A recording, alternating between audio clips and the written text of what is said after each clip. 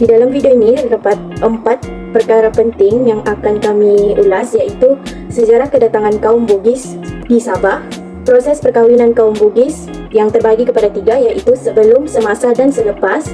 Yang ketiga, baju tradisional Bugis semasa perkawinan serta makanan yang dihidangkan semasa perkawinan kaum Bugis.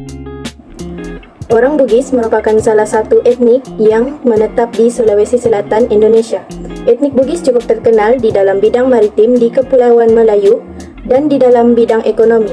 Penaklukan Belanda pada kurun ke-17 telah menyebabkan sebahagian daripada mereka berpindah dan kini telah bercampur dengan suku lain di Sumatera, Kalimantan, Jawa, Simunul, Semenanjung Malaysia, Sabah, dan Sarawak. Pada peringkat awal penghijrahan orang Bugis ke Sabah, mereka bertumpu pada daerah Tawau kerana kedudukan geografinya yang hampir sama dengan Sulawesi, Indonesia. Peluang pekerjaan di Sabah seperti aktiviti pembalakan dan perladangan telah menarik minat orang Bugis. Oleh itu, perkembangan dan taburan masyarakat Bugis di pelosok Sabah telah membentuk satu komuniti tersendiri.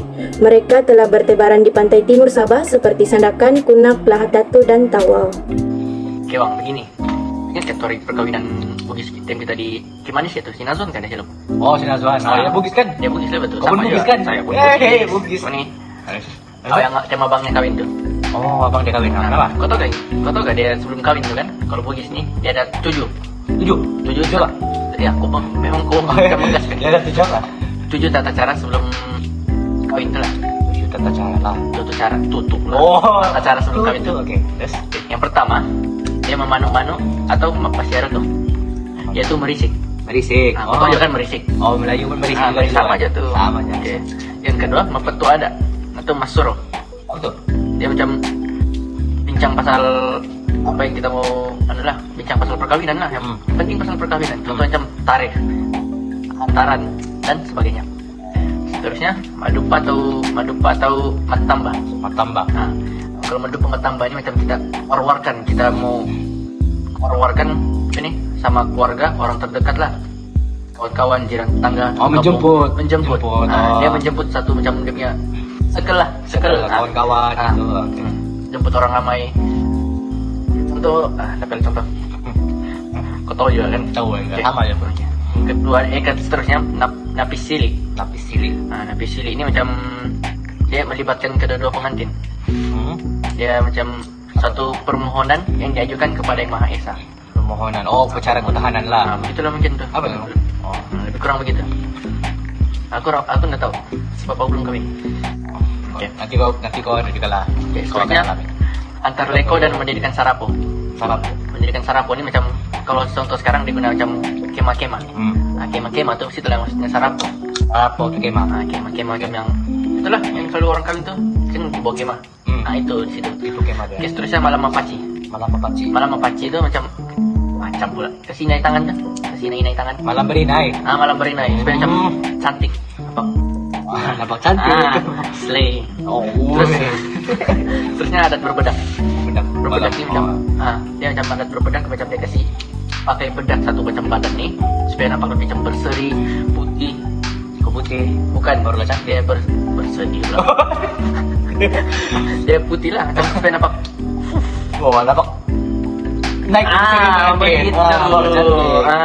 Oh, itu sebelumnya lah. Itu sebelum. Oh. Tapi ada juga aku tengok di YouTube, lepas tu video Sinazwan kan dia rajin kan post video TikTok.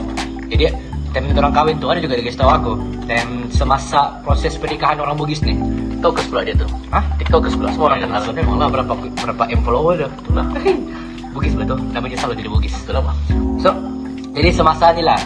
Semasa nikah nih. Pengantin lelaki ni dia akan datang ke rumah pengantin perempuan lah sambil diiringi oleh beberapa orang yang membawa sampok ataupun disebut sebagai apa? Salah, beli. Ya, salah. Kenapa pula salah? Apa yang salah? Apa yang salah? Salah kau. Ya, dia orang akan datang ke rumah sama pengantin lelaki. Lepas tu akan ada upacara mengiring tu nama dia mendrek kawin. Mendrek kawin tu macam naik kawin lah kan.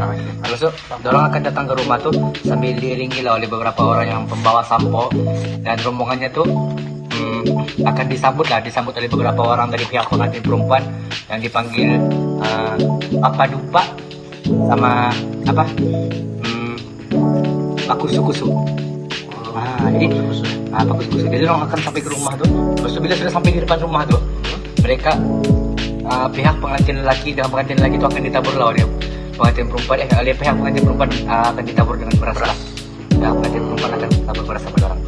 Lepas itu bila sudah selesai bagian nikah tuh, bila orang sudah naik ke rumah, orang sudah nikah, orang punya proses nikah ini ikut adat Islam lah, ikut agama Islam ya. Kalau boleh jarang dia bukan Islam. Jarang kan. So, bila sudah siap nikah tuh, bila selesainya nikah tuh, mereka akan pengantin lelaki itu akan diiringi lah oleh imam, saksi ke bilik pengantin perempuan. Islam lah juga. Orang Islam lah, tapi imam kan, imam dengan saksi. Ya, jadi akan diiring lah sampai ke bilik pengantin perempuan.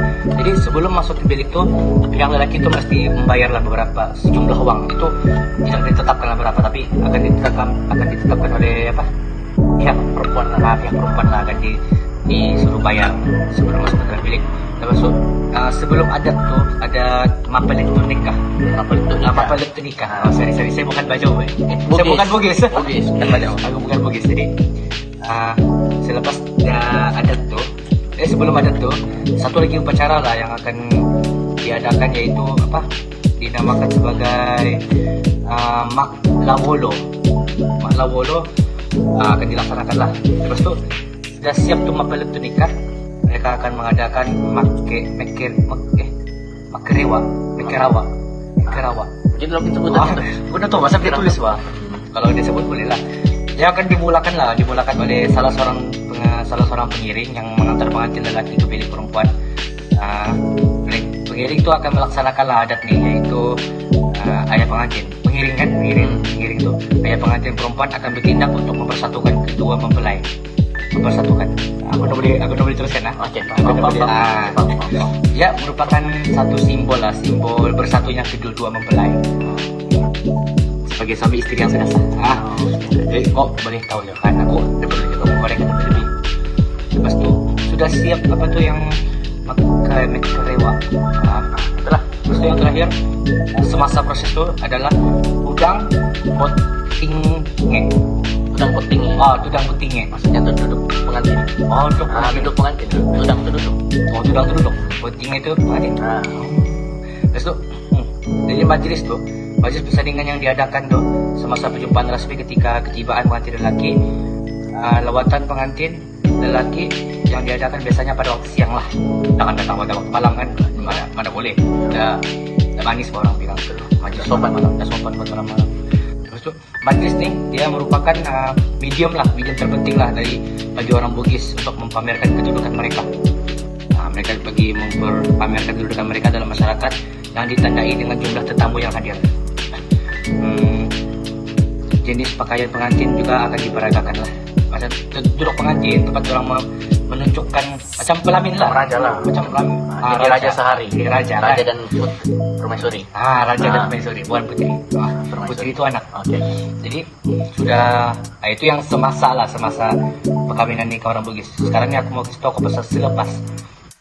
Yang selepas ni, yang ini aku tidak belajar lah dari yang dalam Cina Zone ni, tapi aku belajar waktu kita ada kelas kan hari itu, kelas budaya masyarakat di Sabah. Ada kan tutor hari itu. Tutor hari itu kan orang ada begitu pasal perkawinan Bugis. Jadi sekarang ni aku mau kasih tahu pasal yang selepas nikah tu. Selepas kan majlis tu. Jadi selepas tu mereka akan mengadakan majlis maparola. Maparola ni ialah adat bertandang lah. Adat bertandang ke rumah pengantin lelaki kan. Majlis tu dibuat di rumah pengantin perempuan. Jadi lepas semua proses nikah dengan yang jadi raja tu, mereka akan pergi ke rumah pengantin lelaki lagi. Macam berbalas lah. Sebelum pacaran ni pengantin perempuan akan bersama rombongannya akan membawa buah tangan lah untuk keluarga mentuanya. Kan lelaki jangan terbuat tangan. Perempuan yang boleh supaya nampak lagi manis lah. Datang kita bagi hadiah, jangan orang mau pergi situ tangan kosong kan. Betul. Itu je lah paling kalau orang lepas dari majlis itu kan. Jadi sampai dalam majlis itu balik pergi rumah lelaki dan selesailah upacara mereka perkawinan, dan mereka pun jadi pengantin yang sah. Sakinah mawaddah dan warahmah. Amin. kencang nih. Aduh gini. Oh. Lu sampai kau, alalah. Ngomong lah. Sudah. Baik, belok ke Triksi. Suku kaum Bugis juga mengenakan pakaian tradisi, di mana pakaian tradisi ini dikenakan semasa majlis perkawinan mereka. Baju tradisi ini dinamakan baju bodo, di mana baju bodo ini dipakai bersama lipas abe yang merupakan kain sarung untuk dipakai oleh pengantin perempuan dan lelaki. Pengantin perempuan juga akan mengenakan veil semasa majlis perkawinan. Seterusnya, baju bodo ini juga dipakai bersama beberapa aksesoris seperti bando, yang mana bando merupakan sekam pada kepala untuk menaikkan lagi efek daripada baju mereka. Seterusnya, mereka juga mengenakan gelang panjang, dan gelang panjang itu juga mempunyai penamat gelang di ujungnya agar gelang-gelang itu tidak jatuh. Selain itu, pengantin juga mengenakan bangkara, di mana bangkara ini merupakan anting-anting telinga yang dipakai untuk mencantikkan lagi wajah pengantin. Selain itu, pengantin juga memakai rantai-rantai pengantin, yang mana rantai ini dipakai oleh pengantin laki dan pengantin perempuan untuk menampakkan lagi etnik suku kaum Bugis. Antara hidangan semasa adat perkawinan kaum Bugis ialah palopo, baulu peca, katiri sala, dan juga sikaporo. Yang pertama adalah palopo, yaitu makanan tradisional berasal dari Palopo, Sulawesi Selatan, dan menjadi makanan wajib semasa majlis perkawinan atau pernikahan serta majlis doa selamat. Yang kedua, baulu peca atau baulu lembut. Hanya etnik Bugis sahaja yang memiliki kuih dikenali sebagai baulu lembek. Rasa kuih baulu sangat manis. Seperti yang kita ketahui, masyarakat Bugis terkenal dengan makanan yang manis-manis. Kuih yang ketiga adalah katiri sala, yaitu kuih yang hanya didapati ketika majlis perkawinan. Jika dilihat-lihat, kuih katiri sala menyerupai kuih serimuka, di mana lapisan bawahnya terdiri daripada tepung gandum ataupun beras. Rasanya manis dan agak lembut berbanding kuih lapis. Yang terakhir adalah sikaporo. Untuk makluman, proses pembuatan kuih sikaporo mirip dengan kuih sikaporo yang ada di Malaysia. Sikaporo ini adalah kuih yang hanya dinikmati oleh golongan bangsawan pada zaman sebelumnya. Namun, pada masa kini, semua masyarakat dapat merasai kuih ini.